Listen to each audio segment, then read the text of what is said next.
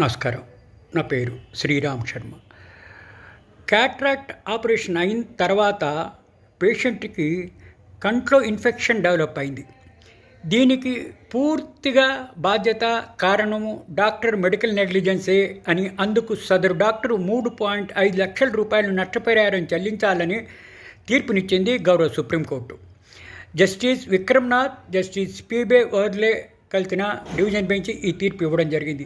అంతకుముందు ఇదే కేసులో national consumer dispute commission, redressal commission doctor తప్పు లేదు అని తీర్పు ఇచ్చింది. ఆ తీర్పును ఛాలెంజ్ చేస్తూ గౌరవ సుప్రీంకోర్టులో ఇట్లా అప్పీల్ ఫైల్ చేస్తే ఆ తీర్పును తప్పుపడుతూ సుప్రీంకోర్టు ఇద్దరు జడ్జిల ధర్మాసనం ఇది పూర్తిగా డాక్టర్ల నిర్లక్ష్యమేనని, దీనికి బాధ్యత సదరు డాక్టరు నష్టపరిహారం చెల్లించాలని 3.5 లక్షల రూపాయలు ఈ విధంగా నష్టపరిహారం చెల్లించాలని గౌరవ సుప్రీంకోర్టు ఇద్దరు జడ్జిల ధర్మాసనం తీర్పు ఇవ్వడం జరిగింది.